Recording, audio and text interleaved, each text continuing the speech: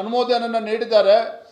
ಆದರೆ ನಮ್ಮ ಕರ್ನಾಟಕ ಸರ್ಕಾರ ಕಳೆದ 2 ವರ್ಷದಿಂದ ತಮ್ಮ ಸಹಮತಿಯನ್ನು ಅಪ್ರೂವಲನ್ನು ನೀಡಿಲ್ಲ. ಯಾಕೆ ಅಂತೇಳಿದರೆ 50% ಕಮಿಟ್ಮೆಂಟ್ ಕೊಡಬೇಕಲ್ಲ, ಹಣವನ್ನು ಕೊಡಬೇಕಲ್ಲ ಆ ರೈಲ್ವೆ ಲೈನ್ ಅಭಿವೃದ್ಧಿ ಆಗಬೇಕು ಅಂತೇಳಿದರೆ. ಮತ್ತು 157 ಕಿಲೋಮೀಟ್ರಲ್ಲಿ ಕರ್ನಾಟಕಕ್ಕೆ ಬರ್ತಕ್ಕಂಥದ್ದು ಕೇವಲ 50 ಕಿಲೋಮೀಟ್ರ್ ಮಾತ್ರ. 57 ಕಿಲೋಮೀಟ್ರ್ ಬರ್ತದೆ, ಉಳಿದಂಥ 100 ಕಿಲೋಮೀಟರು ಮಹಾರಾಷ್ಟ್ರದಲ್ಲೇ ಬರುವಂಥದ್ದು. ಏನು ಭಾಳ 20,000 ಕೋಟಿ 10,000 ಕೋಟಿ ಅಲ್ಲ, ಕೆಲವು 100 ಕೋಟಿಗಳು ಮಾತ್ರ ಕೊಡಬೇಕಾಗಿರುವಂಥದ್ದು. ಆದರೆ ಇದನ್ನು ಕೂಡ ರಾಜ್ಯ ಸರ್ಕಾರದ ನಿರ್ಲಕ್ಷ್ಯದಿಂದ ಈ ಹಣವನ್ನು ಕೂಡ ಬಿಡುಗಡೆ ಮಾಡ್ದೇನೆ ಅಥವಾ ಅದಕ್ಕೆ ಅಪ್ರೂವಲ್ ಕೊಡ್ದೇನೆ ಇವತ್ತು ಸತಾಯಿಸ್ತಾ ಇರುವಂಥದ್ದು ನಮ್ಮ ಸರ್ಕಾರದ ಗೌರವ ಏನಾಗ್ತದೆ ಅಂತೇಳಿ ಒಂದು ಕ್ಷಣ ನಾವೆಲ್ಲರೂ ಕೂಡ ಯೋಚನೆ ಮಾಡಬೇಕಾಗಿದೆ.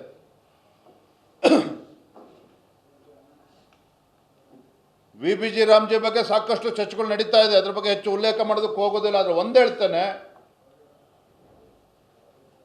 Viksit Bharat guarantee for Rozgar and Ajeevika mission Narendra ಮೋದಿಜಿಯವರ ಒಂದು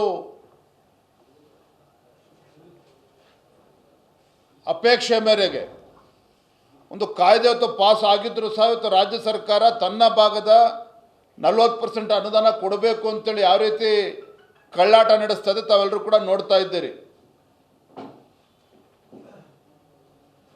ಕೇಂದ್ರ ಸರ್ಕಾರದ ಮೇಲೆ ಆರೋಪ ಮಾಡುವಂಥದ್ದು, ಏನೋ ಗಾಂಧಿಗೆ ಅಪಮಾನ ಮಾಡ್ತಾ ಇದ್ದೇವೆ ಅಂತೇಳಿ ಆರೋಪವನ್ನು ಮಾಡ್ತಾ ಇರುವಂಥದ್ದು.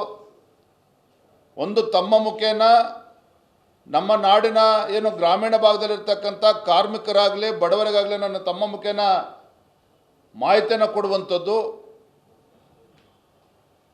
ಏನು ಉದ್ಯೋಗ ಖಾತ್ರಿ ಯೋಜನೆ ಅಡಿಯಲ್ಲಿ 100 ದಿನಗಳು ಇತ್ತು, 125 ದಿನಕ್ಕೆ ಏರಿಸಿರುವಂಥದ್ದು. ಅದರ ಜೊತೆಗೆ ಏನು ಒಂದು ದಿನದ ಕೂಲಿ 340 ರೂಪಾಯಿ 45 ರೂಪಾಯಿ ಸಿಗ್ತಾ ಇತ್ತು, ಇವತ್ತು 375 ರೂಪಾಯಿ ಸಿಗುತ್ತೆ. ಅಂದರೆ ವಾರ್ಷಿಕವಾಗಿ 45,000 ರೂಪಾಯಿಗಳು ಆ ಕಾರ್ಮಿಕರಿಗೆ ಸಿಗುವಂಥದ್ದು. ಒಪ್ಕೊಳ್ತಾನೆ, ಇವತ್ತು ರಾಜ್ಯ ಸರ್ಕಾರವು ಕೂಡ 40% ಕೊಡಬೇಕು, ಕೇಂದ್ರ ಸರ್ಕಾರವು ಕೂಡ ಅದರ ಪಾತ್ರವು ಕೂಡ ಜಾಸ್ತಿ ಆಗ್ತದೆ, ಅನುದಾನವು ಕೂಡ ಜಾಸ್ತಿ ಆಗುವಂಥದ್ದು. ಆದರೆ ರಾಜ್ಯ ಸರ್ಕಾರದ ಪಾಲೇನಿದೆ, ಇಟ್ಸ್ ಅ ಕ್ಯಾಪಿಟಲ್ ಇನ್ವೆಸ್ಟ್ಮೆಂಟ್. ಗ್ರಾಮೀಣ ಭಾಗದಲ್ಲಿ ಉದ್ಯೋಗ ಸೃಷ್ಟಿಯ ಜೊತೆಗೆ ಒಂದು ಅಸೆಟ್ ಕ್ರಿಯೇಷನ್ ಕೂಡ ಆಗುವಂಥದ್ದು. ಆದರೆ ಇದೆಲ್ಲವನ್ನು ಕೂಡ ಮರೆಮಾಚಿ ಮತ್ತು ಗ್ರಾಮ ಸಭೆಗಳೆಲ್ಲ ತೀರ್ಮಾನ ಮಾಡುವಂಥದ್ದು, ಯಾವ ಕೆಲಸ ತೆಗೆದುಕೊಳ್ಬೇಕು ಯಾವ್ದು ತೆಗೆದುಕೊಳ್ಬಾರ್ದು ಅಂತೇಳಿ. ಅದು ಎಲ್ಲವೂ ಕೂಡ ದೆಹಲಿಯಲ್ಲೇ ಆಗಬೇಕು. ಗ್ರಾಮ ಪಂಚಾಯತಿಗಳಿಗೆ ಗ್ರಾಮ ಸಭೆಗಳಿಗೆ ಯಾವುದೇ ಒಂದು ಅಧಿಕಾರ ಇರೋದಿಲ್ಲ. ಮೋದಿಯವರು ಹೇಳಿದ್ದೇ ಕೆಲಸವನ್ನು ಆಯ್ಕೆ ಮಾಡ್ಕೋಬೇಕು. ಈ ರೀತಿ ಅಪಪ್ರಚಾರ ಮಾಡಿಕೊಂಡು ಇವತ್ತೇನು ಅಧಿವೇಶನದಲ್ಲಿ VBG ರಾಮ್ಜಿ ಬಿಲ್ ವಿರುದ್ಧ ಏನು ನಿರ್ಣಯ ಮಾಡಿದ್ದೀರಿ, ಇದು ಅಕ್ಷಮ್ಯ ಅಪರಾಧ. ಈ ರೀತಿ ಒಂದು ರಾಜ್ಯದ ಜನರಿಗೆ ಬಡವರಿಗೆ ಇವತ್ತು ಅನ್ಯಾಯ ಮಾಡೋದಕ್ಕೆ ನೀವೇನು ಹೊರಟಿದ್ದೀರಿ, ಇದು ಖಂಡಿತ ಸರಿಯಲ್ಲ ಅನ್ನೋದನ್ನು ಕೂಡ ನಾನು ಈ ಸಂದರ್ಭದಲ್ಲಿ ಹೇಳ್ತಾ,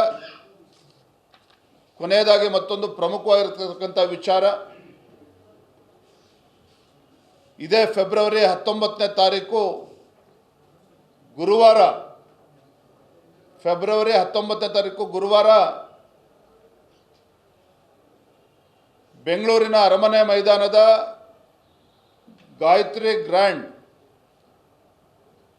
ನಮ್ಮ ರಾಜ್ಯ BJPಯ ರಾಜ್ಯ ಕಾರ್ಯಕಾರಿಣಿಯನ್ನು ಆಯೋಜನೆ ಮಾಡಿದ್ದೇವೆ. State executive meeting will be held on 19 February, that is Thursday. ಈ ಒಂದು ವಿಶೇಷ ರಾಜ್ಯ ಕಾರ್ಯಕಾರಿಣಿಯಲ್ಲಿ ಮುಂದಿನ ಕೆಲವು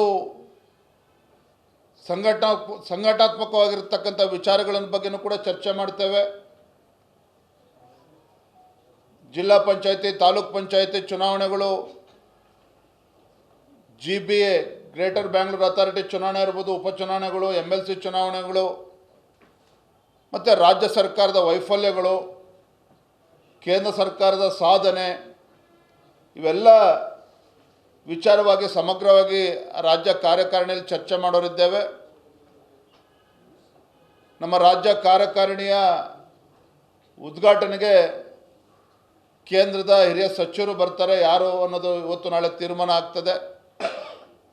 ಸಮಾರೋಪಕ್ಕೆ ನಮ್ಮ ಗೌರವಾನ್ವಿತ ರಾಷ್ಟ್ರೀಯ ಸಂಘಟನಾ ಕಾರ್ಯದರ್ಶಿಗಳಾಗಿರುವಂಥ ಮಾನ್ಯ ಸಂತೋಷ್ ಜಿ ಅವರು ಬರ್ತಾ ಇದ್ದಾರೆ ಸಮಾರೋಪಕ್ಕೆ. ಬೆಳಗ್ಗೆ 10 ಗಂಟೆಯಿಂದ ಸಂಜೆ 6 ಗಂಟೆವರೆಗೂ ಸಹ ರಾಜ್ಯದ ಜ್ವಲಂತ ಸಮಸ್ಯೆಗಳು, ಸರ್ಕಾರದ ವೈಫಲ್ಯಗಳು, ಯಾವ ರೀತಿ ಈ ನಾಲಾಯಕ ಕಾಂಗ್ರೆಸ್ ಸರ್ಕಾರ ಜನರಿಗೆ ಮೋಸ ಮಾಡ್ತಾ ಇದೆ, ಇವೆಲ್ಲ ವಿಚಾರಗಳ ಬಗ್ಗೆ ನಾವು ಈ ಕಾರ್ಯಕಾರಿಣಿಯಲ್ಲಿ ನಾವು ಚರ್ಚೆ ಮಾಡೋರಿದ್ದೇವೆ.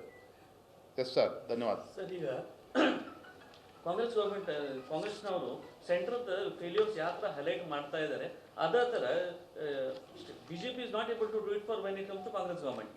ಜನರ ಹತ್ರ ಮುಟ್ತಾ ಇಲ್ಲ. ಈಗಾಗಲೇ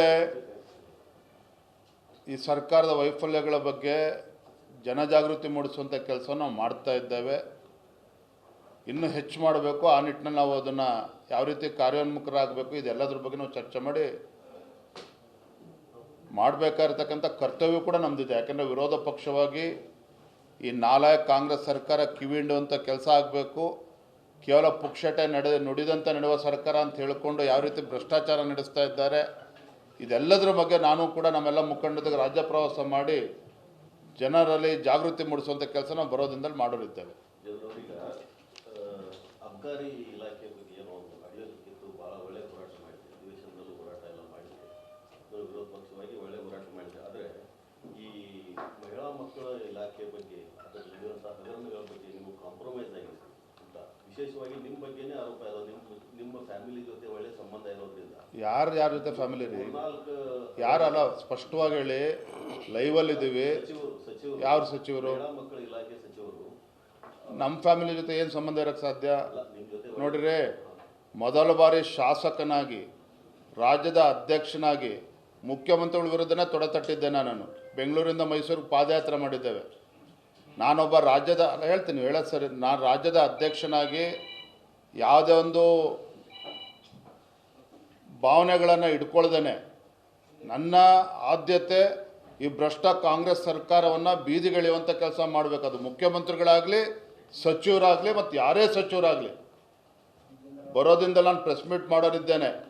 ಈ 5,000 ಕೋಟಿ ಎಲ್ಲಿಗೆ ಹೋಗ್ತಾ ಇದೆ, ಯಾವ ರೀತಿ ದುರುಪಯೋಗ ಆಗ್ತಾ ಇದೆ, ಕೇಂದ್ರ ಸರ್ಕಾರಕ್ಕೆ ಕೆಲವು ಫೇಕ್ ಡಾಕ್ಯುಮೆಂಟ್ಸ್ಗಳನ್ನು ಕೂಡ ಕೊಟ್ಟು ಎಲ್ಲದ್ರ ಬಗ್ಗೆ ಚರ್ಚೆ ಮಾಡ್ತೇವೆ. ಯಾವುದೇ ಸಚಿವರ ಬಗ್ಗೆ ಆಗಲಿ ನಮಗೆ ಯಾವುದೇ ರೀತಿ ಪ್ರೀತಿಯೂ ಇಲ್ಲ, ಯಾವುದೇ ರೀತಿ ಮತ್ತೊಂದು ಯಾವುದೇ ಇಲ್ಲ.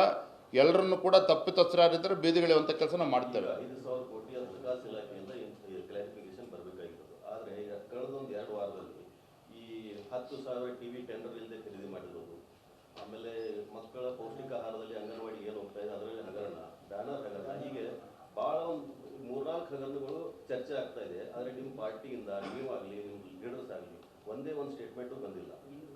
ಏನು ಅರ್ಥ ಇದ್ರ ಹಿಂದೆ? ಸರ್, ಅದಕ್ಕೆ ರಿಲೇಟೆಡ್ ಇನ್ನೊಂದು, ಅವ್ರ ಕ್ಷೇತ್ರದ ಸಚಿವರ ಕ್ಷೇತ್ರದಲ್ಲಿ ಸುಮಾರು ಸಾವಿರಾರು ಮರಗಳನ್ನು ಕಳೆದು ಹಾಕಿದ್ರು, ಒಬ್ರು ಮಾತಾಡಲಿಲ್ಲ. ಬಿಜೆಪಿ ಪ್ರತಿಭಟನೆ ಪಾರ್ಟಿಯಿಂದ ಸ್ಟೇಟ್ಮೆಂಟ್ ಬಂದಿಲ್ಲ. ಯಾಕಂತ ಅಬಕಾರಿ ಸಚಿವರ ಬಗ್ಗೆ ಅಷ್ಟೊಂದು ಒಂದೇ ಒಂದು ಅಡಿಯೋ ಇಟ್ಕೊಂಡು ಹೊರಡುತ್ತಿರುವ ಒಂದು ನಿಮಗೆ ಸ್ಪಷ್ಟಪಡಿಸ್ತೇನೆ.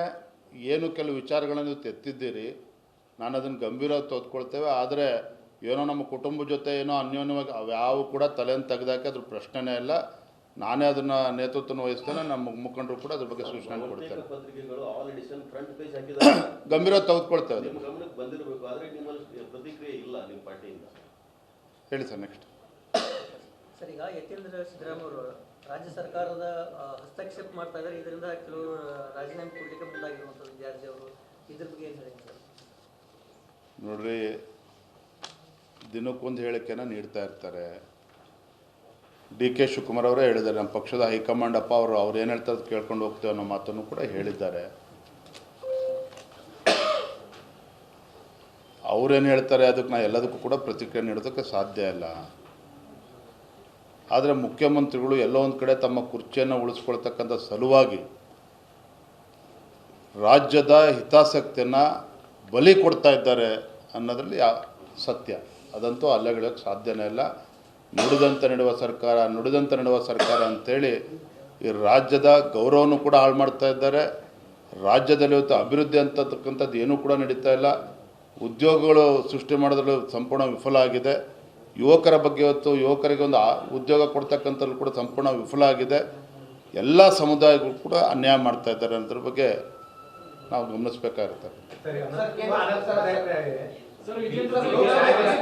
ಶಾಸಕರು ವಿದೇಶ ಪ್ರವಾಸ ಕೊಟ್ಟಿದ್ದಾರೆ. ಕಾಂಗ್ರೆಸ್ ಶಾಸಕರು ಬಜೆಟ್ ಅಧಿವೇಶನ ಸಂದರ್ಭದಲ್ಲಿ ಅದರಲ್ಲೂ ಸಿಎಂ ಬಣದ ಸಚಿವರೇ ಶಾಸಕರೇ ಹೆಚ್ಚು ಹೊರಟಿದ್ದಾರೆ ಅಂತ ಮಾಹಿತಿ ಇದೆ. ಈ ಸರ್ಕಾರದ ಮುಖ್ಯಮಂತ್ರಿಗಳ ಆದ್ಯತೆ ಏನು ಅಂತೇಳಿ ಇದರಲ್ಲೇ ಗೊತ್ತಾಗ್ತದೆ. ಶಾಸಕರುಗಳ ಅನುದಾನ ಕೊಡಿ ಅಂತ ಹೇಳಿದ್ರೆ ವಿದೇಶ ಪ್ರವಾಸದ ಭಾಗ್ಯವನ್ನು ಮುಖ್ಯಮಂತ್ರಿಗಳು ಕೊಡೋದಕ್ಕೆ ಹೊರಟಿದ್ದಾರೆ. ನಿನ್ನೆ ಮುಖ್ಯಮಂತ್ರಿ ಏನು ಹೇಳಿದ್ದಾರೆ, ಅದು ನಾವು ಯಾವುದು ಸರ್ಕಾರದಿಂದ ಕೊಡ್ತಾ ಇಲ್ಲ, ಹಣ ಅವರೇ ಸ್ವಂತ ಖರ್ಚು ಮೇಲೆ ಹೋಗ್ತಾ ಇದ್ದಾರೆ ಅಂತೇಳಿ. ಹಾಗಾಗಿ ಇವೆಲ್ಲವೂ ಕೂಡ ಅಂದರೆ ನಾನು ಅದೇ ಹೇಳಿದಲ್ಲ, ಸರ್ಕಾರದ ಪ್ರಿಯಾರಿಟೀಸ್ ಏನು, ಆದ್ಯತೆ ಏನು ಅಂತೇಳಿ ಇದರಲ್ಲೇ ಗೊತ್ತಾಗ್ತದೆ. ಮುಖ್ಯಮಂತ್ರಿಗಳು ತಮ್ಮ ಕುರ್ಚಿಯನ್ನು ಉಳಿಸ್ಕೊಳ್ಳೋ ಸಲುವಾಗಿ ಇವತ್ತು ವಿದೇಶ ಪ್ರವಾಸ ಕಳಿಸೋಕ್ಕೆ ಪ್ರಾರಂಭ ಮಾಡಿದ್ದಾರೆ.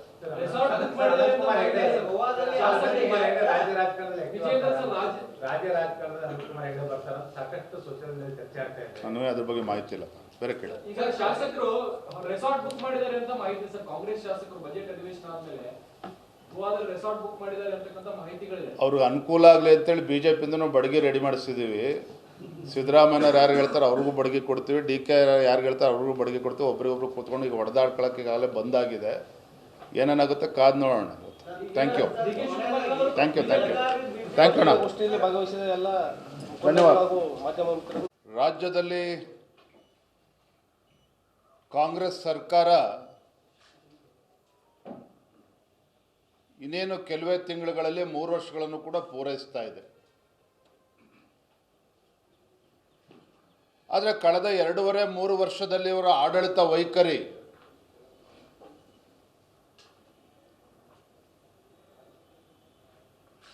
ಇವರ ಯೋಗ್ಯತೆಗೆ ಯಾವುದೇ ಒಂದು ಅಭಿವೃದ್ಧಿ ಕೆಲಸ ಕಾರ್ಯಗಳನ್ನು ಮಾಡೋದಕ್ಕೆ ಸಾಧ್ಯ ಆಗಲಿಲ್ಲ. ರಾಜ್ಯದಲ್ಲಿ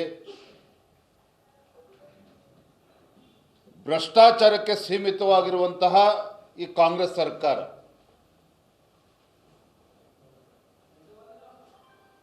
ರಾಜ್ಯದಲ್ಲಿರುವಂತಹ ಬಡವರಾಗಲಿ, ರೈತರಾಗಲಿ,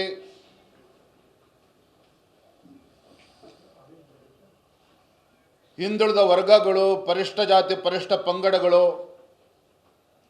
ಈ ಸಮುದಾಯಗಳೆಲ್ಲವೂ ಸಹ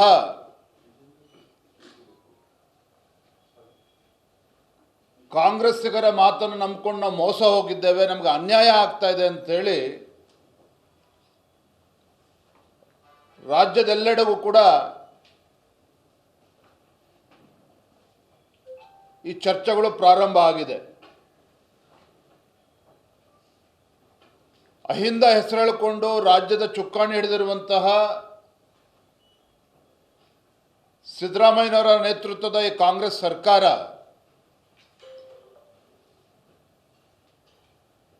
ಅಹಿಂದ ಆ ಪಕ್ಕಕ್ಕಿಟ್ಟರೆ ಹಿಂದುಳಿದ ಸಮುದಾಯಗಳನ್ನು, ಪರಿಷ್ಠ ಜಾತಿ ಪರಿಷ್ಠ ಪಂಗಡಗಳನ್ನು ಸಂಪೂರ್ಣವಾಗಿ ನಿರ್ಲಕ್ಷ್ಯ ಮಾಡಿದ್ದಾರೆ ಅನ್ನೋದರಲ್ಲಿ ಯಾವುದೇ ಅನುಮಾನಗಳಿಲ್ಲ.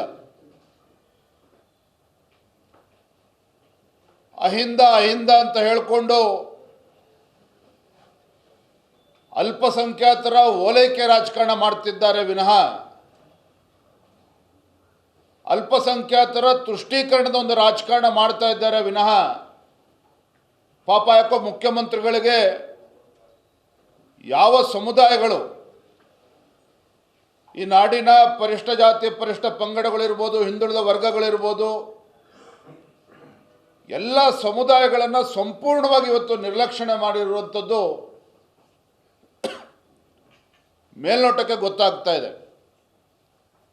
ಪ್ರತಿ ತಿಂಗಳಿಗೆ ಏನಾದರೂ ಒಂದು ಮಾಡಬೇಕು. ನೋಡಿ, ಮೊನ್ನೆ ದಿನ ಸರ್ಕಾರ ಒಂದು ಹೊಸ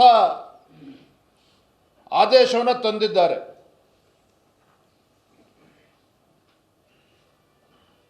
ಮೈನಾರಿಟಿ ಡೆವಲಪ್ಮೆಂಟ್ ಕಾರ್ಪೊರೇಷನಲ್ಲಿ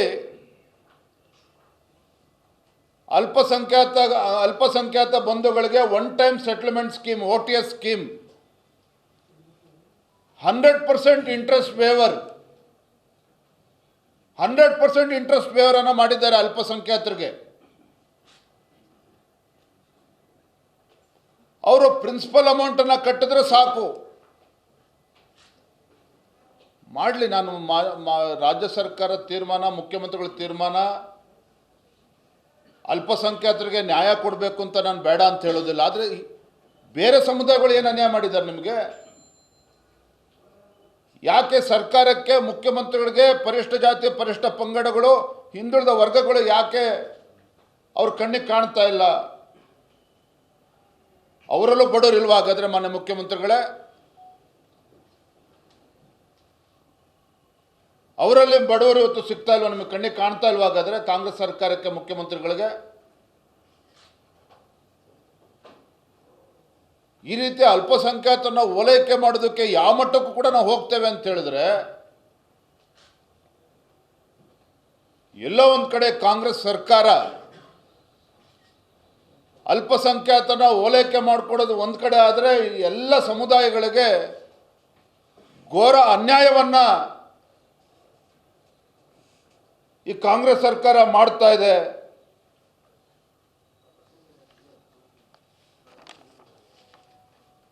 ನೋಡಿ, ರಾಜ್ಯದಲ್ಲಿ ಎಂಥ ಪರಿಸ್ಥಿತಿಗೆ ಬಂದಿದೆ ಅಂತ ಹೇಳಿದ್ರೆ, ನುಡಿದಂತೆ ನಡೆದ ಸರ್ಕಾರ, ನುಡಿದಂತೆ ನಡೆಯುತ್ತಿರುವ ಸರ್ಕಾರ, ಕೇಳಿ ಕೇಳಿ ಕೇಳಿ ಕೇಳಿ ರಾಜ್ಯದ ಜನರ ಕಿವಿಗೆ ಚಿಟ್ಟಿಡಿದೋಗಿದೆ.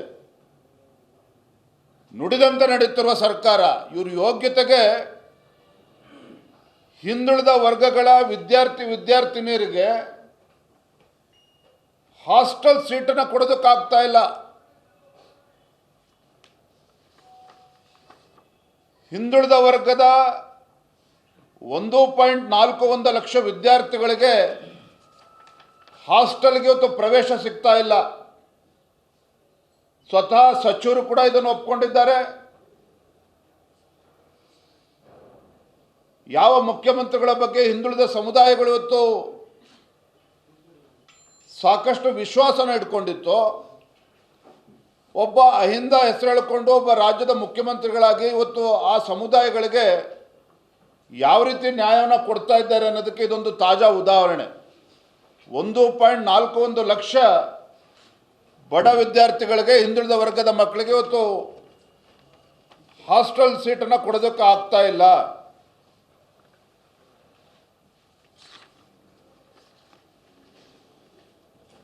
ಹಿಂದುಳಿದ ವರ್ಗಗಳ ಬಗ್ಗೆ ಮೊಸಳೆ ಕಣ್ಣೀರನ್ನು ಹಾಕ್ತಕ್ಕಂಥ ಈ ಕಾಂಗ್ರೆಸ್ ಸರ್ಕಾರ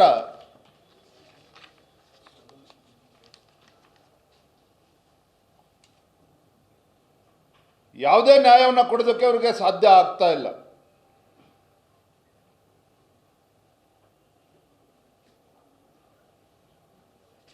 ಯುವ ಜನತೆಗೆ ಉದ್ಯೋಗವನ್ನು ಸೃಷ್ಟಿ ಮಾಡ್ತೇವೆ ಅಂತೇಳಿ ಭರವಸೆನ ಕೊಟ್ಟಿದ್ರು ಚುನಾವಣೆ ಸಂದರ್ಭದಲ್ಲಿ. ಕೇಂದ್ರ ಸರ್ಕಾರದ ಮೇಲೆ ಪದೇ ಪದೇ ಆರೋಪವನ್ನು ಮಾಡ್ತಾರೆ. ಆದರೆ ನಿಮ್ಮ ಸರ್ಕಾರ ಏನು ಮಾಡ್ತಿದೆ ಮಾನ್ಯ ಮುಖ್ಯಮಂತ್ರಿಗಳು? ಹಾಗಾದರೆ ರಾಜ್ಯದಲ್ಲಿ ಎಷ್ಟು ಉದ್ಯೋಗಗಳನ್ನು ಸೃಷ್ಟಿ ಮಾಡೋದ್ರಲ್ಲಿ ನೀವು ಯಶಸ್ವಿ ಆಗಿದ್ದೀರಿ? ಕಳೆದ ಬಾರಿ ಸುವರ್ಣಸೌಧ ಅಧಿವೇಶನ ನಡೆಯುವಂಥ ಸಂದರ್ಭದಲ್ಲಿ ಹುಬ್ಬಳ್ಳಿನಲ್ಲಿ ಆ ಯುವ ಜನತೆ ಪ್ರತಿಭಟನೆ ಮಾಡ್ತಾಯಿದ್ರು, ಹಕ್ಕೊತ್ತಾಯವನ್ನು ಮಾಡ್ತಾಯಿದ್ರು. ಈ ಕಾಂಗ್ರೆಸ್ ಸರ್ಕಾರದ ಗಮನವನ್ನು ಸೆಳಿಬೇಕು ಅಂತೇಳಿ ಪ್ರತಿಭಟನೆ ಮಾಡಿದ್ರು. ಅದನ್ನು ಸಹಿಸಲಿಲ್ಲ ನೀವು.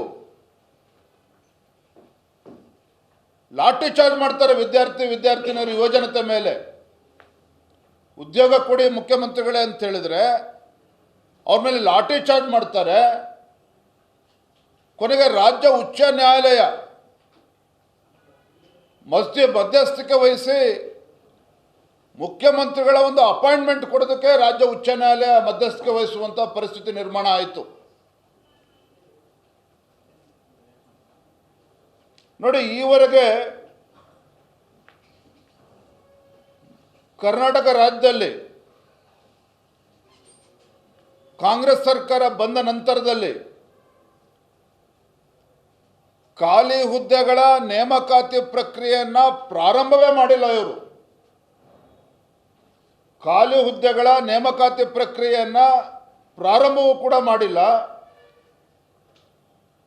ಇವರು ಪ್ರಾಮಾಣಿಕವಾಗಿ ವಿದ್ಯಾವಂತರಿಗೆ, ನಿರುದ್ಯೋಗಿ ಯುವಕರಿಗೆ, ಯುವ ಜನತೆಗೆ ಉದ್ಯೋಗವನ್ನು ಸೃಷ್ಟಿ ಮಾಡಬೇಕು ಅನ್ನೋ ಒಂದು ಪ್ರಾಮಾಣಿಕ ಕಳಕಳಿ ರಾಜ್ಯ ಸರ್ಕಾರಕ್ಕೆ, ಕಾಂಗ್ರೆಸ್ ಸರ್ಕಾರಕ್ಕೆ, ಮುಖ್ಯಮಂತ್ರಿಗಳಿಗೆ ಇದ್ದಿದ್ದೇ ಆಗಿದ್ದರೆ ಇವತ್ತು ರಾಜ್ಯದಲ್ಲಿ, ಕರ್ನಾಟಕ ರಾಜ್ಯದಲ್ಲಿ 2,85,000 ಹುದ್ದೆಗಳು ನೇಮಕಾತಿ ಆಗದೇ ಖಾಲಿ ಉಳಿಯುವಂಥ ಪರಿಸ್ಥಿತಿ ನಿರ್ಮಾಣ ಆಗ್ತಾ ಇರಲಿಲ್ಲ.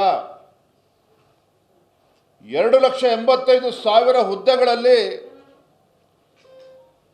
ಹಿಂದುಳಿದ ವರ್ಗಗಳು, ಪರಿಶಿಷ್ಟ ಜಾತಿ, ಪರಿಶಿಷ್ಟ ಪಂಗಡಗಳ ವರ್ಗದವರಿಗೆ,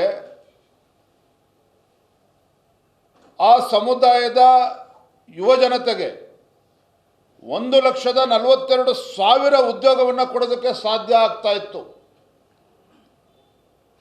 ಹಿಂದುಳಿದ ವರ್ಗಗಳ, ಪರಿಶಿಷ್ಟ ಜಾತಿ, ಪರಿಶಿಷ್ಟ ಪಂಗಡದ ಯುವ ಜನತೆಗೆ 1,42,000 ಹುದ್ದೆಗಳನ್ನು ನೀಡಿ ಆ ಸಮುದಾಯಗಳಿಗೆ, ಯುವ ಜನತೆಗೆ ನ್ಯಾಯ ಕೊಡುವಂಥ ಅವಕಾಶಗಳನ್ನು ಇತ್ತು. ಆದರೆ ಕೇವಲ ಬೊಗಳೆಯನ್ನು ಹೊಡಿತಕ್ಕಂಥ ಈ ಕಾಂಗ್ರೆಸ್ ಸರ್ಕಾರ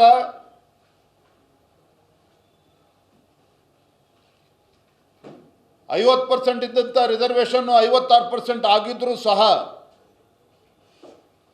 ರಾಜ್ಯ ಉಚ್ಚ ನ್ಯಾಯಾಲಯದಲ್ಲಿ ಸಮರ್ಪಕವಾಗಿ ವಾದ ಮಂಡನೆಯೂ ಕೂಡ ಮಾಡ್ದೇನೆ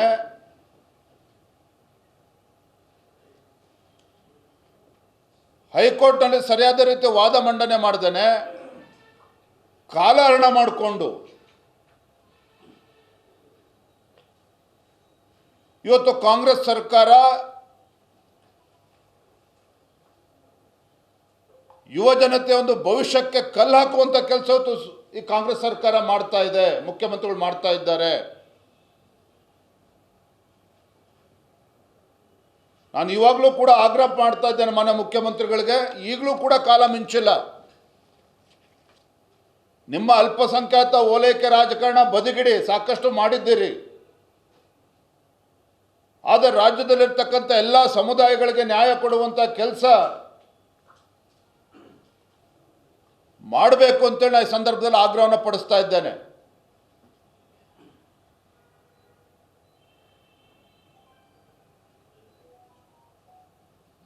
ಎಲ್ಲಿಗೆ ಬಂದು ಮುಟ್ಟಿದೆ ನಮ್ಮ ಕರ್ನಾಟಕ ರಾಜ್ಯದಲ್ಲಿ ಅಂತ ಹೇಳಿದ್ರೆ,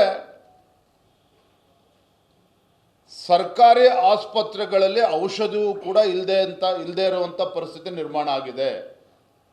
ಸರ್ಕಾರಿ ಆಸ್ಪತ್ರೆಗಳಲ್ಲಿ ಔಷಧಿ ಸಿಗ್ತಾ ಇಲ್ಲ. ಬಡ ಜನರು ಪರದಾಡ್ತಾ ಇದ್ದಾರೆ. ಇವ್ರ ಯೋಗ್ಯತೆಗೆ ಸರಿಯಾದ ರೀತಿಯಲ್ಲಿ ರಾಜ್ಯ ಸರ್ಕಾರ ಔಷಧಿಗಳನ್ನು ಕೂಡ ವ್ಯವಸ್ಥಿತವಾಗಿ ಕಲ್ಪಿಸೋದಕ್ಕೆ ಸಾಧ್ಯ ಆಗ್ತಾ ಇಲ್ಲ. ಪ್ರಧಾನಮಂತ್ರಿಗಳು ನರೇಂದ್ರ ಮೋದಿಜಿಯವರ ಜನೌಷಧಿ ಕೇಂದ್ರಕ್ಕೂ ಕೂಡ ಕಲ್ಲು ಹಾಕುವಂಥ ಕೆಲಸ ಅವ್ರು ಮಾಡಿದ್ರಿ. ನೀವು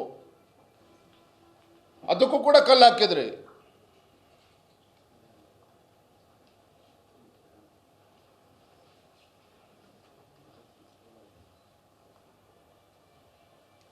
ಎಂಥ ಅಯೋಗ್ಯ ಸರ್ಕಾರ ಇದು ಅಂತ ಹೇಳಿದ್ರೆ ಕಾಂಗ್ರೆಸ್ ಸರ್ಕಾರ. ರಾಜ್ಯದಲ್ಲಿ ಇವತ್ತು ಅಭಿವೃದ್ಧಿಯ ಭಾಗ್ಯ ಇವತ್ತು ಮರೀಚಿಕೆ ಆಗಿರುವಂಥದ್ದು. ರಾಜ್ಯದಲ್ಲಿ ಇವತ್ತು ಅಭಿವೃದ್ಧಿ ಭಾಗ್ಯ ಎಲ್ಲೂ ಕೂಡ ಅಭಿವೃದ್ಧಿ ಆಗ್ತಾ ಇಲ್ಲ. ಶಾಸಕರಿಗೆ ಅನುದಾನ ಭಾಗ್ಯ ಕೊಡದೆ ಹೋದರೂ ಸಹ ಕಾಂಗ್ರೆಸ್ ಶಾಸಕರಿಗೆ ತನ್ನ ಕುರ್ಚಿಯನ್ನು ಉಳಿಸ್ಕೊಳ್ಳುವಂಥ ಸಲುವಾಗಿ ಮುಖ್ಯಮಂತ್ರಿಗಳು ವಿದೇಶ ಪ್ರವಾಸದ ಭಾಗ್ಯವನ್ನು ಕಲ್ಪಿಸೋದಕ್ಕೆ ಹೊರಟಿದ್ದಾರೆ. ಶಾಸಕರುಗಳು ಕಳೆದ 2.5 ವರ್ಷದಿಂದ ತಮ್ಮ ಅಳಲನ್ನು ತೊಡ್ಕೊಳ್ತಾ ಇದ್ದಾರೆ. ಆಡಳಿತ ಪಕ್ಷದ ಶಾಸಕರು ಸ್ವಾಮಿ ಮುಖ್ಯಮಂತ್ರಿಗಳ ಅನುದಾನ ಕೊಡಿ ಅಂತ ಕೇಳ್ತಾ ಇದ್ದಾರೆ ತಮ್ಮ ಕ್ಷೇತ್ರದ ಅಭಿವೃದ್ಧಿಗೆ. ಒಂದು ಗಂಗಾ ಕಲ್ಯಾಣ ಯೋಜನೆ ಇವರು ಯೋಗ್ಯತೆ ಕೊಡೋದಕ್ಕೆ ಸಾಧ್ಯ ಆಗ್ತಾ ಇಲ್ಲ. ಬಡವರಿಗೆ ಮನೆ ಕಟ್ಕೊಡೋದಕ್ಕೆ ಸಾಧ್ಯ ಆಗ್ತಾ ಇಲ್ಲ. ಇದೆಲ್ಲದರ ನಡುವೆ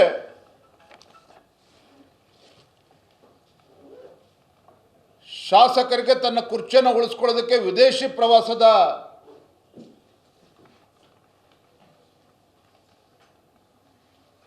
ಭಾಗ್ಯವನ್ನು ಕಲ್ಪಿಸೋದಕ್ಕೆ ಇವತ್ತು ಮುಖ್ಯಮಂತ್ರಿಗಳು ಮುಂದಾಗಿದ್ದಾರೆ. ಇಂಥ ಲಜ್ಜೆಗೆಟ್ಟ ಸರ್ಕಾರ ರಾಜ್ಯದ ಇತಿಹಾಸದಲ್ಲಿ ನೋಡಿಲ್ಲ ಅಂತೇಳಿ ಜನಸಾಮಾನ್ಯ ಇವತ್ತು ಮಾತನಾಡ್ತಾ ಇದ್ದಾರೆ.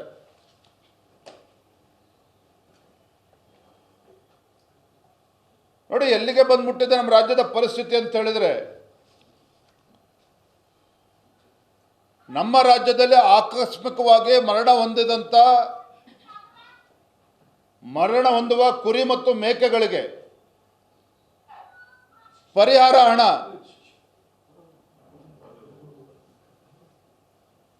ಅನುಗ್ರಹ ಯೋಜನೆ 4ನೇ ಕಂತಿನ ಹಣ ಸುಮಾರು 45 ಕೋಟಿ ರೂಪಾಯಿನ ಹಾಗೆ ಬಾಕಿ ಉಳಿಸ್ಕೊಂಡಿದ್ದಾರೆ ಇವರು. ಮಾನ್ಯ ಹಣಕಾಸಿನ ಸಚಿವರು ಆಗಿರುವಂತಹ ಮುಖ್ಯಮಂತ್ರಿಗಳಿಗೆ ಬಹುಶಃ ತಮ್ಮ ಕುರ್ಚಿಯನ್ನು ಉಳಿಸಿಕೊಳ್ತಕ್ಕಂಥ ಭರಾಟೆನಲ್ಲಿ ಇವ್ಯಾವೂ ಕೂಡ ಆದ್ಯತೆ ಅಲ್ಲ. ಅನುಗ್ರಹ ಯೋಜನೆ ಅಡಿಯಲ್ಲಿ ಆ ಕುರಿಮೇಕೆಗಳು ಸತ್ತಂಥ ಕುರಿಮೇಕೆಗಳು ಅದೇನ ಕುಟುಂಬಗಳ ಪರಿಹಾರ ಕೊಡಬೇಕು, 45 ಕೋಟಿ ಬಾಕಿ ಉಳಿಸ್ಕೊಂಡಿದ್ದಾರೆ. 25-26 ಡಿಸೆಂಬರ್ ಒಳಗೆ ಸಾವನ್ನಪ್ಪಿರ್ತಕ್ಕಂಥ ಸುಮಾರು 90,000 ಕುರಿ ಮೇಕೆಗಳೇನು ಸತ್ತೋಗಿದ್ದಾವೆ ಅದರಲ್ಲಿ ಕೇವಲ 30,000ಕ್ಕೆ ಮಾತ್ರ ಕೊಟ್ಟಿದ್ದಾರೆ ಪರಿಹಾರ.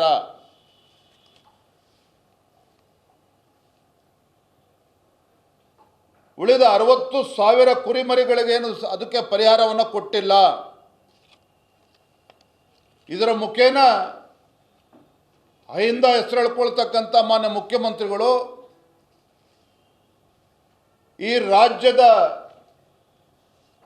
ಕುರಿಗಾರರಿಗೆ ಇವತ್ತು ಅನ್ಯಾಯ ಮಾಡುವಂಥ ಕೆಲಸ ಮಾಡ್ತಾ ಇದ್ದಾರೆ. ಈಗಲಾದರೂ ಕೂಡ ಎಚ್ಚೆತ್ತುಕೊಂಡು ಮಾನ್ಯ ಮುಖ್ಯಮಂತ್ರಿಗಳು ತತ್ಕ್ಷಣ ಪರಿಹಾರವನ್ನು ಬಿಡುಗಡೆ ಮಾಡಬೇಕು ಅಂತೇಳಿ ನಾನು ಆಗ್ರಹಪಡಿಸ್ತಾ ಇದ್ದೇನೆ. ನಾನು ಮೊನ್ನೆ ಸದನದಲ್ಲೂ ಕೂಡ ಕೆಲವು ವಿಚಾರಗಳನ್ನು ಪ್ರಸ್ತಾಪ ಮಾಡಿದ್ದೇನೆ.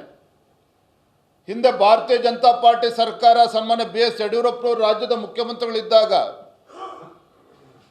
ಎಲ್ಲ ಸಮುದಾಯಗಳಿಗೆ, ಮಡಿವಾಳ ಸಮುದಾಯ ಇರ್ಬೋದು, ನೇಕಾರ ಸಮುದಾಯ ಇರ್ಬೋದು, ಸವಿತಾ ಸಮಾಜ ಇರ್ಬೋದು, ರಾಜ್ಯದಲ್ಲಿರುವಂಥ ಎಲ್ಲ ಹಿಂದುಳಿದ ವರ್ಗಗಳ ಸಮುದಾಯಗಳು ಮತ್ತು ಇತರ ಸಮುದಾಯಗಳ ಅಭಿವೃದ್ಧಿ ನಿಗಮಗಳನ್ನು ಏನು ಮಾಡಿದ್ರು, 500 ಕೋಟಿ ರೂಪಾಯಿಗೂ ಹೆಚ್ಚು ಅನುದಾನವನ್ನು ಕೊಟ್ಟು ಆ ಸಮುದಾಯಗಳಿಗೆ ನ್ಯಾಯ ಸಿಗಬೇಕು, ಯುವಜನತೆಗೆ ಅನುಕೂಲ ಆಗಬೇಕು ಅಂತೇಳಿ ಹಣವನ್ನು ಬಿಡುಗಡೆ ಮಾಡಿದರು. ಆದರೆ ಈ ಸರ್ಕಾರ ಬಂದ ಮೇಲೆ, ಸಿದ್ದರಾಮಯ್ಯ ಸರ್ಕಾರ ಬಂದ ಮೇಲೆ, ಕಾಂಗ್ರೆಸ್ ಸರ್ಕಾರ ಬಂದ ಮೇಲೆ ಜನ ನಿರೀಕ್ಷೆ ಮಾಡಿದರು. ಅರೆ ಯಡಿಯೂರಪ್ಪನವರು BJP ಸರ್ಕಾರ ಇದ್ದಾಗ 500 ಕೋಟಿಗೂ ಹೆಚ್ಚು ಅನುದಾನವನ್ನು ಕೊಟ್ಟಿದ್ದಾರೆ ಆ ಮಂಡಳಿಗಳಿಗೆ, ನಿಗಮಗಳಿಗೆ. ನಮ್ಮ ಮುಖ್ಯಮಂತ್ರಿಗಳು ಸಿದ್ದರಾಮಯ್ಯನವರೇ ಮುಖ್ಯಮಂತ್ರಿಗಳಾದ ಮೇಲೆ ಕನಿಷ್ಠ 1,000 ಕೋಟಿ ಕೊಡ್ತಾರೆ ಅಂತ ಹೇಳಿದರೆ, ಇವರು ಕೇವಲ ಹಿಂದೆ BJP ಸರ್ಕಾರ ಕೊಟ್ಟಂಥ 500 ಕೋಟಿಲಿ ಬರೀ 50% ರಿಲೀಸ್ ಮಾಡಿ ಅದರಲ್ಲಿ ವ್ಯಯ ಮಾಡಿರುವಂಥದ್ದು ಕೇವಲ 50% ಮಾತ್ರ. ಇದು ನುಡಿದಂತೆ ನಡೆಯುವ ಸರ್ಕಾರನ ಹಾಗಾದರೆ? ಒಬ್ಬ ಅಹಿಂದ ನಾಯಕರು ಅನ್ಸ್ಕೊಂಡಿರ್ತಕ್ಕಂಥ ಮಾನ್ಯ ಮುಖ್ಯಮಂತ್ರಿಗಳು ನುಡಿದಂತೆ ನಡೀತಾ ಇದ್ದಾರೆ ಅನ್ನೋದನ್ನು ರಾಜ್ಯದ ಜನ ಇವತ್ತು ಪ್ರಶ್ನೆ ಮಾಡ್ತಾ ಇದ್ದಾರೆ. ನೋಡಿ, ಕಳೆದ ಸುವರ್ಣಸೌಧ ಅಧಿವೇಶನ ಸಂದರ್ಭದಲ್ಲಿ ಇವತ್ತಿಗೆ 1.5 ತಿಂಗಳಿಗೂ ಹೆಚ್ಚು ಆಗಿದೆ, 1.5 ತಿಂಗಳು ಕಳೆದಿದೆ, ಬಹುತೇಕ 2 ತಿಂಗಳುಗಳಾಗ್ತಾ ಇದೆ. ಸುವರ್ಣಸೌಧದಲ್ಲಿ ನಮ್ಮ ಶಾಸಕ ಮಿತ್ರರಾಗಿರುವಂಥ ಮಹೇಶ್ ತೆಂಗಿನಕಾಯಿರವರು ಭಾಳ ಪ್ರಮುಖವಾಗಿರ್ತಕ್ಕಂಥ ಪ್ರಶ್ನೆನ ಎತ್ತಿದ್ರು. ಕಳೆದ ಜನವರಿ ಫೆಬ್ರವರಿ ತಿಂಗಳಿನಲ್ಲಿ ಗೃಹಲಕ್ಷ್ಮಿ ಯೋಜನೆಗೆ ಸುಮಾರು 5,000 ಕೋಟಿ ರೂಪಾಯಿಗಳನ್ನು ಬಿಡುಗಡೆ ಮಾಡಬೇಕಾಗಿತ್ತು. ಆ 5,000 ಕೋಟಿ ಯಾಕೆ ಬಿಡುಗಡೆ ಆಗಿಲ್ಲ, ಹಣ ಎಲ್ಲೋಗಿದೆ ಅಂತೇಳಿ ಪ್ರಶ್ನೆ ಮಾಡಿದರೆ ಬೆಳಗಾವಿ ಅಧಿವೇಶನದಲ್ಲೂ ಕೂಡ ಉತ್ತರ ಸಮರ್ಪಕವಾಗಿ ಕೊಡಲಿಲ್ಲ. ಮೊನ್ನೆ ಬೆಂಗಳೂರಿನಲ್ಲೂ ನಡೆದಂಥ ಅಧಿವೇಶನದಲ್ಲೂ ಕೂಡ ಮತ್ತೆ ಪ್ರಶ್ನೆನ ಕೇಳಿದರೆ ಮಾನ್ಯ ಮುಖ್ಯಮಂತ್ರಿಗಳು ಉತ್ತರ ಏನು ಗೊತ್ತಾ? ವಿರೋಧ ಪಕ್ಷದ ನಾಯಕರು ಕೂಡ ಕೇಳಿದಾಗ ಅದು ನೋಡಿ ಹೇಳ್ತೀನಪ್ಪ, ಅರ್ಥಾತ್ ಗೃಹಲಕ್ಷ್ಮಿಗೆ ಬಡ ಕುಟುಂಬದ ಹೆಣ್ಣುಮಕ್ಕಳಿಗೆ ಮೀಸಲಿಟ್ಟಿರ್ತಕ್ಕಂಥ ಹಣ 5,000 ಕೋಟಿ ಎಲ್ಲಿದೆ, ಎಲ್ಲಿ ಅದು ವರ್ಗಾವಣೆ ಆಗಿದೆ, ಎಲ್ಲಿ ಅದು ಉಪಯೋಗ ಆಗಿದೆಯೋ ದುರುಪಯೋಗ ಆಗಿದೆಯೋ ಇವತ್ತಿಗೂ ಕೂಡ ಹಣಕಾಸಿನ ಸಚಿವರಾಗಿರುವಂತಹ ಮಾನ್ಯ ಮುಖ್ಯಮಂತ್ರಿಗಳ ಹತ್ರ ಇನ್ನೂ ಕೂಡ ಉತ್ತರ ಸಿಗ್ತಾ ಇಲ್ಲ. ಇನ್ನೂ ಎಷ್ಟು ದಿನ ಬೇಕು ಮಾನ್ಯ ಮುಖ್ಯಮಂತ್ರಿಗಳಿಗೆ ಈ ಪ್ರಶ್ನೆಗೆ ಉತ್ತರ ಕೊಡೋದಕ್ಕಾಗಾದ್ರೆ? ಎಲ್ಲೋಯ್ತು ಹಣ ಹಾಗಾದ್ರೆ?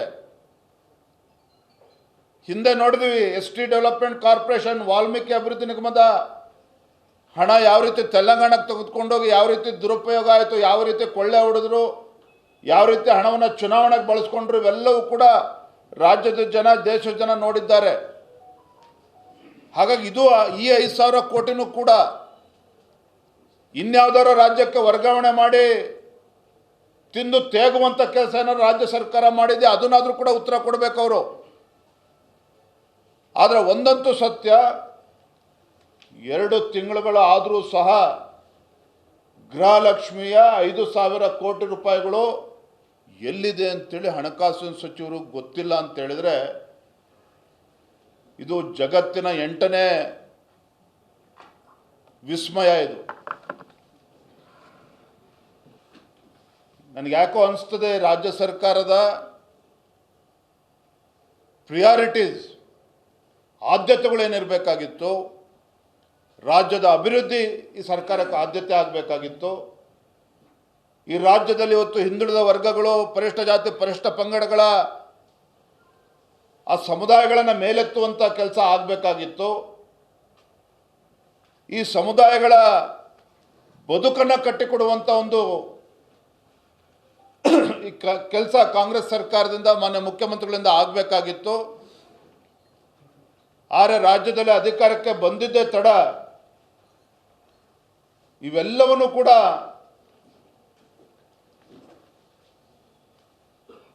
ಮರ್ತಿದ್ದಾರೆ ಅನ್ನೋದರಲ್ಲಿ ಯಾವುದೇ ಒಂದು ಸಂದೇಹವಿಲ್ಲ. ನೋಡಿ, ಇತ್ತೀಚೆಗೆ ಪ್ರೊಫೆಸರ್ ಎಂ ಗೋವಿಂದರಾವ್ ಅವರ ಅಧ್ಯಕ್ಷತೆಯಲ್ಲಿ ನಮ್ಮ ರಾಜ್ಯದ ಪ್ರಾದೇಶಿಕ ಅಸಮಾನತೆಯ ನಿವಾರಣೆಯ ಸಮಿತಿ, ಪ್ರಾದೇಶಿಕ ಅಸಮಾನತೆಯ ನಿವಾರಣೆ ಸಮಿತಿ ವರದಿಯನ್ನು ಕೊಟ್ಟಿದ್ದಾರೆ. 2001ರಲ್ಲಿ ನಂಜುಂಡಪ್ಪ ವರದಿ ಕೂಡ ಬಂದಿತ್ತು, ನಮಗೆಲ್ಲ ಗೊತ್ತಿದೆ. ಆದರೆ ರಾಜ್ಯ ಸರ್ಕಾರಕ್ಕೆ ಇವತ್ತು ವರದಿಯನ್ನು ಕೊಟ್ಟಿದೆ ಪ್ರೊಫೆಸರ್ ಎಂ ಗೋವಿಂದರಾವ್ ಅವರು. ಭಾಳ ಪ್ರಮುಖವಾಗಿರ್ತಕ್ಕಂಥ ಅಂಶ ಏನಪ್ಪ ಅಂತ ಹೇಳಿದರೆ, ಪ್ರಾದೇಶಿಕ ಅಸಮಾನತೆ 2001-2ರಲ್ಲಿ 65%ರಷ್ಟಿದ್ದ ಹಿಂದುಳಿದ ತಾಲೂಕುಗಳು 2022-23ರಲ್ಲಿ 72.8%ಗೆ ಇವತ್ತು ಏರಿಕೆ ಆಗಿದೆ. 72.8%ಗೆ ಇದು ರಾಜ್ಯದಲ್ಲಿ ತಾಲೂಕುಗಳು ಇವತ್ತು ಹಿಂದೆ ಉಳ್ಕೊಂಡಿದ್ದಾವೆ. ನಾನು ರಾಜ್ಯದ ಮುಖ್ಯಮಂತ್ರಿಗಳಿಗೆ ಹಲವಾರು ಬಾರಿ ಕೇಳಿದ್ದೇನೆ, ತಾವು ಈ ರಾಜ್ಯದ ಮುಖ್ಯಮಂತ್ರಿಗಳ ಅಥವಾ ಕೇವಲ ಮೈಸೂರಿಗೆ ಮುಖ್ಯಮಂತ್ರಿಗಳ ಅಂತೇಳಿ ನಾನು ಹಲವಾರು ಬಾರಿ ಪ್ರಶ್ನೆ ಇಟ್ಟಿದ್ದೇನೆ. ದೇವರಾಜ ಅರಸು ಅವರ ದಾಖಲೆಯನ್ನು ಮುರಿದಿದ್ದೀರಿ ಮಾನ್ಯ ಸಿದ್ದರಾಮಯ್ಯನವರೇ.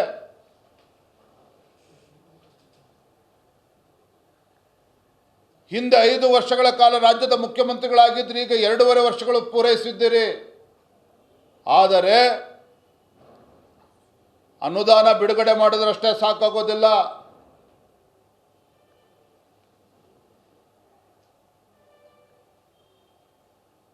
ಕಲ್ಯಾಣ ಕರ್ನಾಟಕ ಆ ಭಾಗದ ಅಭಿವೃದ್ಧಿಗೆ ಹಿಂದೆ ಯಡಿಯೂರಪ್ಪರವರಿದ್ದಾಗೂ ಕೂಡ 2,500 ಕೋಟಿ ಅನುದಾನ ಕೊಟ್ಟರು. ಬಸವರಾಜ ಬೊಮ್ಮಾಯಿ ಅವರು ಬಂದಮೇಲೆ 5,000 ಕೋಟಿಗೆ ಏರಿಸಿದ್ರು. ಇವರು ಹಣವನ್ನು ಕೊಟ್ಟಿದ್ದಾರೆ. ಆದರೆ ಹಣ ಯಾವ ರೀತಿ ಬಳಕೆ ಆಗ್ತಾ ಇದೆ?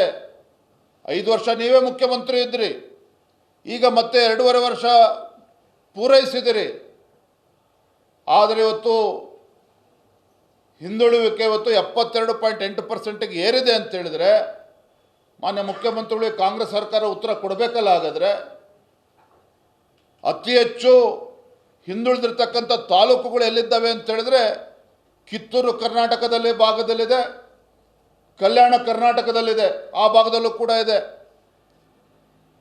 ಮಾನ್ಯ ಪ್ರಿಯಾಂಕಾ ಖರ್ಗೆ ಅವರು ಬೊಬ್ಬೆ ಹೊಡಿತಾರೆ ಎಲ್ಲ ವಿಚಾರಗಳಲ್ಲಿ.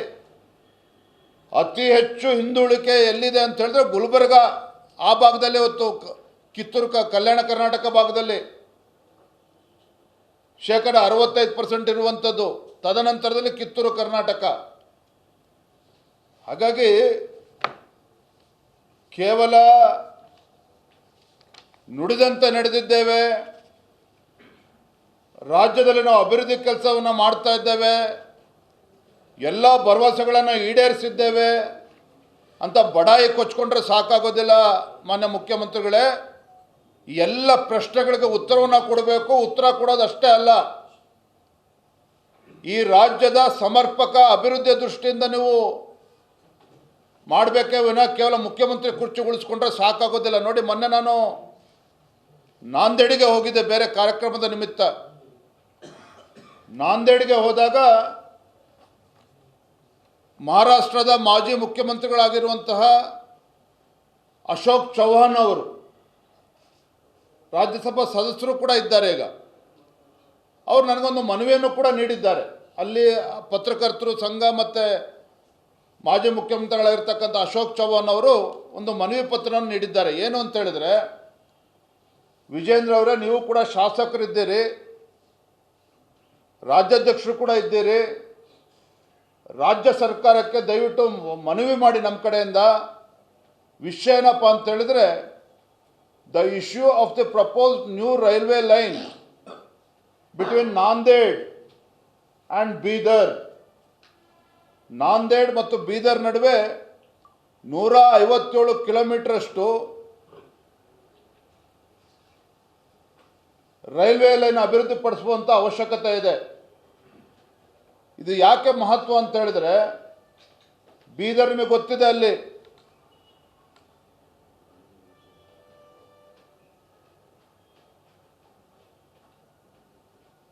ಸಿಖ್ರು ಅತಿ ಹೆಚ್ಚು ಅಲ್ಲಿದ್ದಾರೆ. ಅಲ್ಲೂ ಕೂಡ ಪವಿತ್ರ ಕ್ಷೇತ್ರ ಸಿಖ್ರಿಗೆ.